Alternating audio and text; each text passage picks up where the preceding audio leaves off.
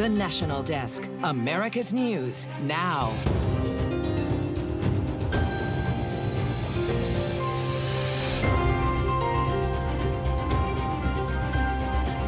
we're going to be appealing this scam. We're going to be appealing it on many different things. Convicted for now. How soon can the verdict be appealed, and what each campaign is saying now that Trump is a felon? Childcare costs are drastically increasing, how it compares to general inflation and what it means to parents trying to make ends meet. Then nearly a 7 out of 10 decaffeinated coffee drinkers are pregnant or have health concerns. But what if that cup of joe was threatening their health as well? Inside the decaffeination controversy brewing across continents. This is the National Desk, America's News Now. I'm Amira David. Reactions still pouring in over the historic conviction of former President Donald Trump on 34 counts of falsifying business records. Both Trump and President Joe Biden addressed the unprecedented verdict today. While Trump maintains he wasn't given a fair trial, the president says we need to have faith that justice is blind. Public understands, and they understand what's going on. This is a scam. There's a rigged trial. It shouldn't have been in that venue. We shouldn't have had that judge. Our justice system has endured for nearly 250 years. And it literally is the cornerstone of America, our justice system. The justice system should be respected, and we should never allow anyone to tear it down. It's as simple as that. Donald Trump's defense team has 30 days to file an appeal, and they will. The timing of what comes next is unclear. While some appeals can be heard and decided within months, others take years. Still, both presidential campaigns are using the verdict for political purposes. National correspondent Atral Nashar explains. An angry former president and now convicted felon sounding off from Trump Tower Friday morning. This is a scam. There's a rigged trial. So we're going to show them that we're going to fight. It's actually, I don't know, it's something where I'm wired in such a way that a lot of people would have gone away a long time ago. Both the Trump and Biden campaigns were quick to fundraise off the verdict, Trump calling himself a political prisoner despite not being sentenced yet. His campaign claims to have raised almost $35 million Thursday. The Biden team tells supporters there is still only one way to keep Donald Trump out of the Oval Office, at the ballot box. The president saying this from the White House. Now he'll be given the opportunity, as he should, to appeal that decision just like everyone else has that opportunity. And it's reckless. It's dangerous. It's irresponsible for anyone to say this was rigged just because they don't like the verdict. As for whether it helps or hurts Trump's chances in November, it's anyone's guess. I mean, I'm hearing people say, I had no intention of voting for Donald Trump, and now I am. Let's not underestimate that there is a problem. Think about this. Those numbers are like 11%, less likely to vote for him. We will make America stronger. The verdict is expected to energize Trump's base, so the question is, will it sway swing voters? Polls give mixed answers. According to an NPR PBS Marist poll released Thursday morning, while 2/3 of overall voters say it won't make a difference, 11% of independent voters say they'd be less likely to vote for him if found guilty in the New York case. 15% said it would make them more likely. July 11th is the sentencing hearing for this case, and then Trump's team can start the appeal process. But before that, Trump's conviction is sure to be a central focus in the first presidential debate set for June 27th.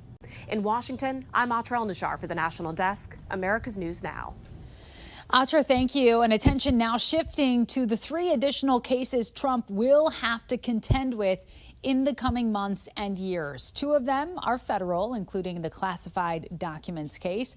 Trump is charged with 40 counts in that case, stemming from his mishandling of sensitive information. That trial has been delayed. Then there's the 2020 election case. Trump is charged with 4 counts related to trying to subvert power after the election, also postponed. And out of Georgia, Trump charged on 10 counts over an alleged scheme to overturn the results of the 2020 election in the state.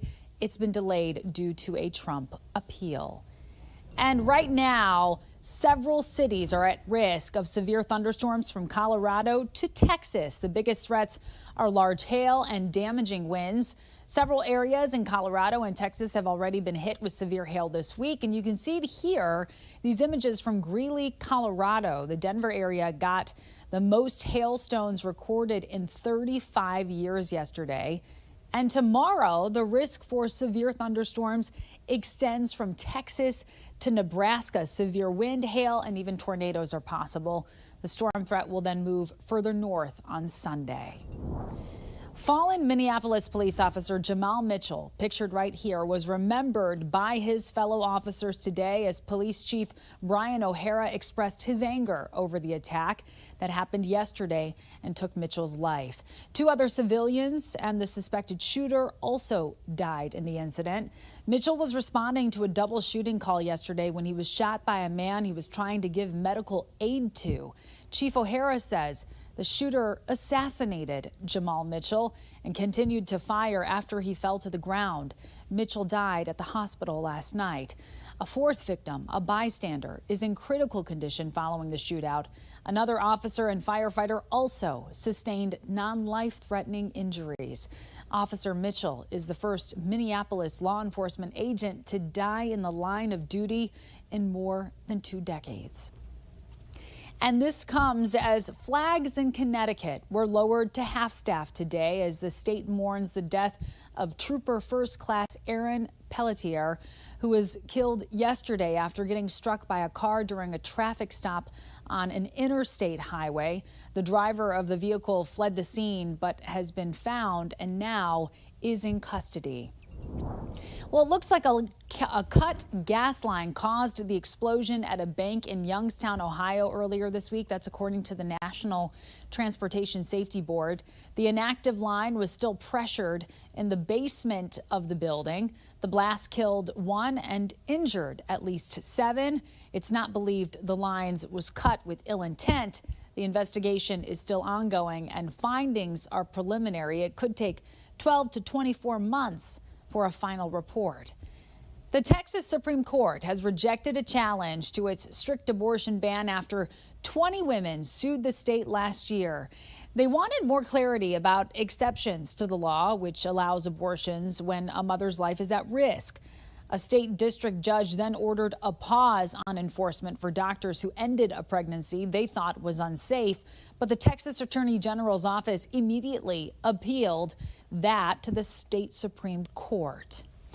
Child care costs in America are increasing much faster than overall inflation. That's according to a new KPMG report, which found the cost of daycare and preschool has risen 263% since 1990. But the Consumer Price Index only went up 133% during that time. Government data shows parents are spending around $800 a month on childcare. For the second time in 8 days, the Laughlin Air Force Base in Del Rio, Texas, was placed on lockdown temporarily because it was breached by illegal migrants crossing its perimeter. This is the 3rd group to come on the military grounds just this year. Meanwhile, Texas Governor Greg Abbott, he toured a new military facility on the border that will be part of an operation called Operation Lone Star in Texas, an effort to combat illegal migration. Jordan Elder is in Eagle Pass with more. The first 300 soldiers are moving into this military base in Eagle Pass today. It's set up right along the Rio Grande, so they have quick access to handle any crossings. It's very busy out here. A lot of machinery still moving around to get the place set up. It's called Camp Eagle, and it'll be able to hold about 2,000 soldiers at max when there are migrant surges. There are 3 command posts here, a dining hall, and each soldier gets their own room. Governor Abbott toured the progress today, checking out the bunks, the equipment, and other facilities. He says this is going to increase the efficiency of Operation Lone Star. The troops that have been involved in this mission, especially in this particular region, they've been scattered for miles around this entire region, having to drive long distances to go to work every day. This base camp is a far superior strategy that, for one, will allow the state to be able to have our troops right on the border itself. But not everyone is excited about this. Some Eagle Pass residents tell me they're frustrated seeing how quickly this base went up when it takes so long to fix critical infrastructure in their town. They also say that parts of this county still don't have running water and electricity, two things that this base is already equipped with. Reporting in Eagle Pass, I'm Jordan Elder.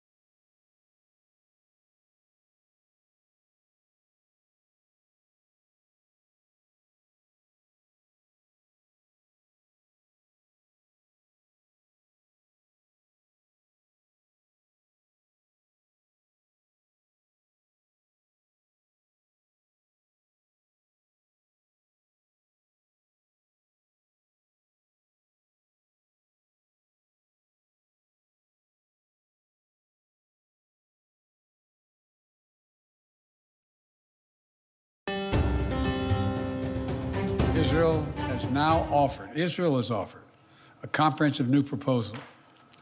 It's a roadmap to an enduring ceasefire and the release of all hostages.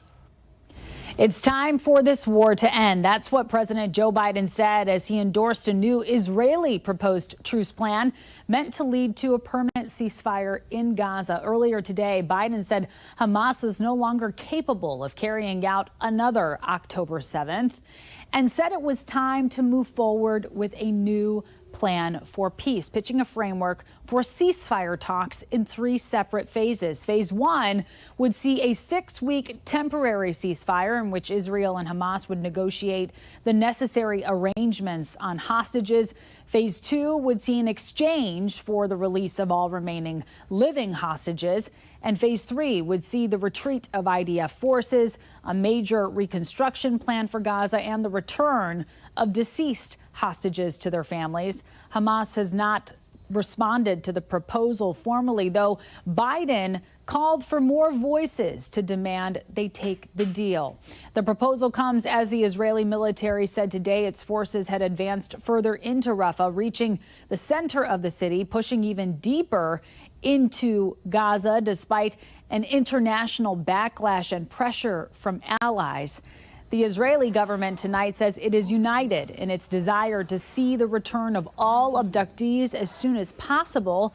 This as Hamas releases new audio from one Israeli hostage who can be heard pleading with Israelis to protest Netanyahu's government, accusing it of being willing to let captives die. Israel has called these kinds of videos psychological terror. And tonight, more details about an attack on Houthi rebels in Yemen. The U.S. and Britain say they struck 13 Houthi targets in Yemen in response to a recent surge in attacks by the militia group on ships in the Red Sea and the Gulf of Aden. The Houthis have been launching these kinds of attacks since November of last year, angered over Israel's military bombardment of Gaza. Houthi rebels say the airstrikes killed 16 people and wounded 35 others. Russian officials say they are willing to use tactical nuclear weapons against Ukraine if necessary.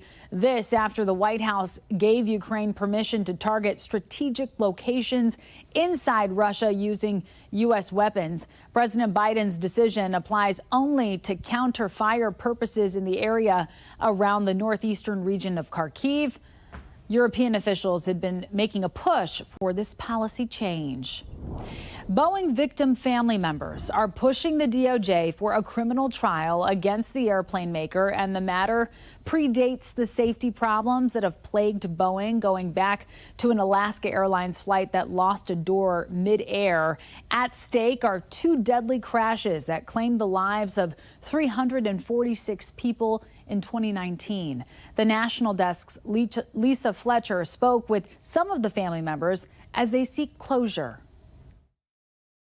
Boeing victims' families are not letting up, meeting for the second time in little more than a month with the Department of Justice to apply pressure to the agency to criminally prosecute Boeing for two crashes that claimed the lives of their loved ones. How much is riding on the exchange between the Boeing families and justice officials this week? The families are definitely pushing for a trial. We expect the Justice Department to hold corporations accountable. Nadia Milleron's daughter, Samia, died in the second Boeing 737 MAX crash in March of 2019.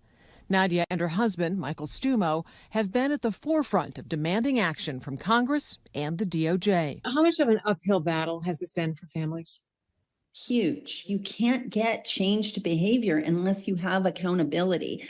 So in order to get behavior changed by the executives and the company, you have to hold them accountable. You have to have a trial to what they already admitted they did. As part of a deal the Justice Department made with Boeing to avoid prosecution, the company admitted to certain facts, one of which that it defrauded the FAA by misrepresenting key safety and airworthiness elements of the 737 MAX. It also agreed to put systems in place to improve safety and quality control.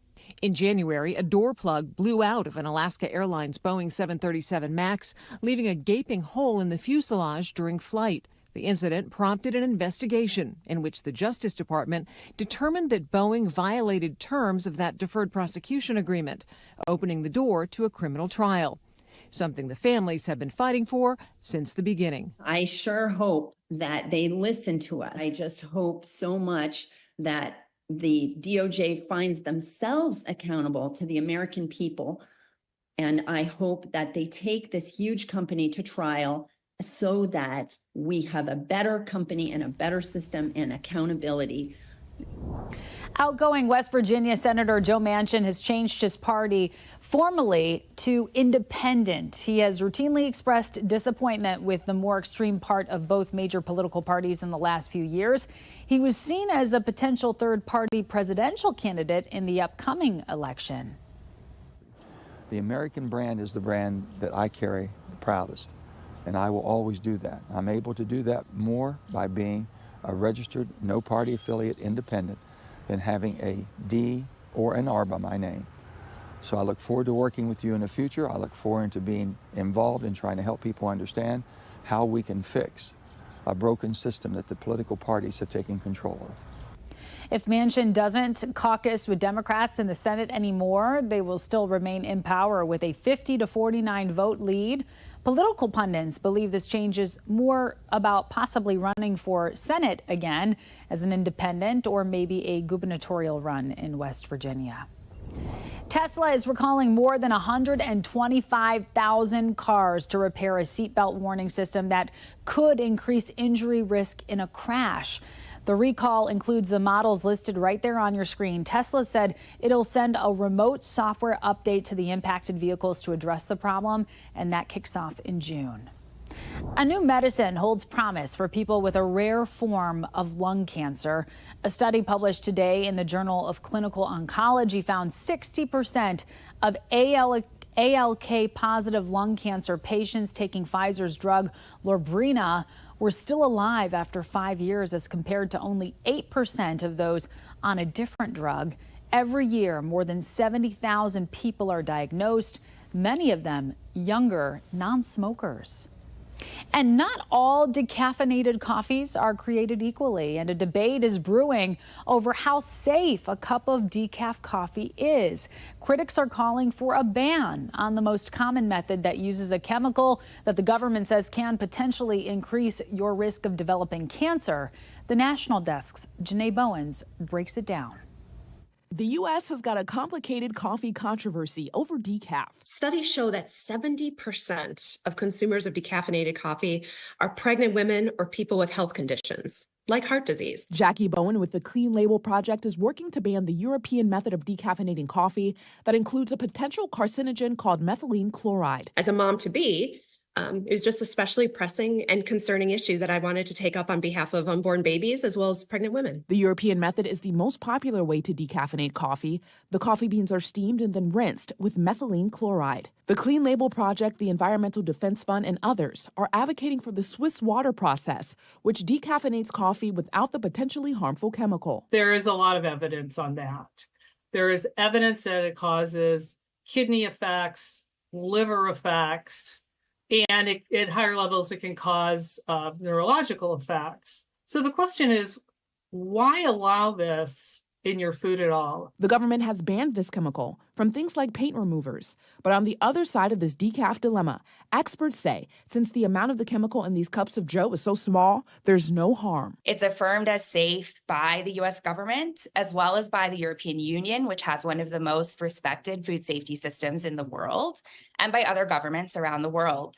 About 10% of American adults drink decaf every day, again, the majority of which is made using the European method, and there's no evidence of any risk to them from it. If you're concerned about the things in your food that are going to make you sick, I would worry about, all the added salt that is in our food, all the trans fats.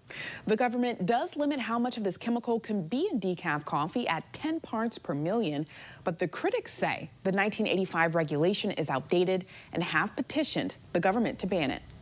I'm Janae Bowen reporting. Coming up, how hot weather can be dangerous to your pet's paws and what you can do to protect them. We'll be back in a moment.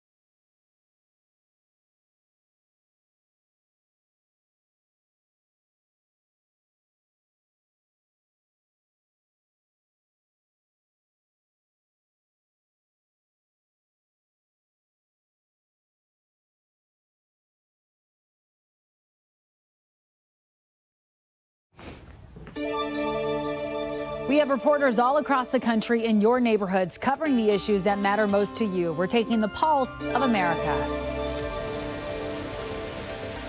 The Somerset County Sheriff's Office today executed its 18th drug search warrant, seizing 200 marijuana plants, evidence of 1,500 harvested plants, and more than 30 pounds of processed marijuana at this home in St. Albans near a daycare. Sheriff Lancaster has been incredibly proactive in combating this phenomenon in his county. Assistant U.S. Attorney Andrew Lazat says the U.S. Justice Department has indicated Chinese drug cartels may be funding and making millions off these illegal grows. They pose both a public health threat because they're not following any of the rules in Maine's law, and they also pose a threat to our national security.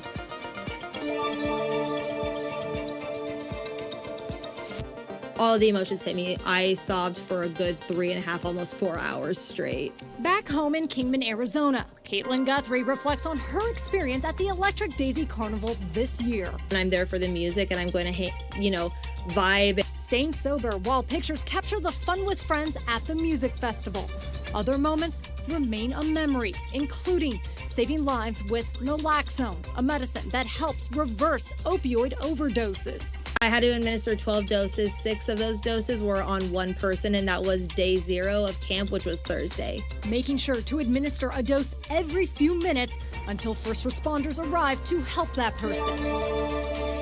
Several animal organizations are warning pet owners about extreme heat on their paws. If the air hits over 100 degrees, that means a blacktop jumps to over 160 degrees and concrete hits over 140 degrees. We spoke with a California animal shelter volunteer who says pet owners need to be on high alert and avoid walking their dogs in peak heat.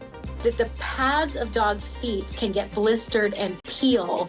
And yes, the pads of dogs' feet are very tough. I mean, they're basically barefoot all the time, but it does not mean that they are immune to heat damage. Walking on heated surfaces can definitely damage their pads. Rogers says a good rule of thumb is if you can't hold the back of your hand on the ground for longer than 7 seconds, then it is too hot for your dog's paws. Other helpful tips are to take pets out for a walk in the morning or late in the evening when the ground isn't so hot to the touch. Coming up, the winners of this year's Super Bowl went to the White House today. How President Biden honored these special guests. We'll be right back.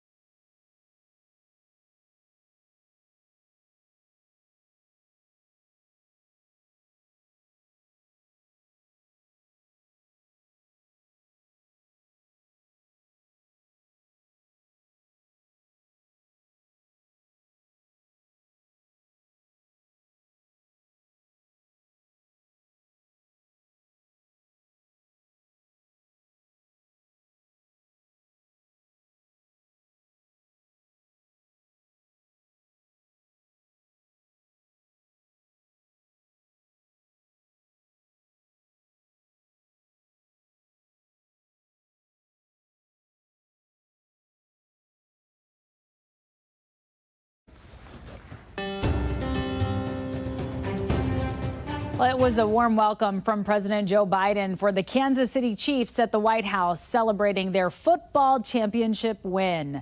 The Chiefs beat the San Francisco 49ers in the Super Bowl in February, their second in a row after beating the Philadelphia Eagles last year. But it was their third win in just 5 seasons. In attendance was kicker Harrison Butker, who made a splash recently for a politically controversial commencement speech, along with tight end Travis Kelce, perhaps better known these days as Taylor Swift's boyfriend. And that does it for this edition of the National Desk. Thank you so much for watching and have a wonderful weekend.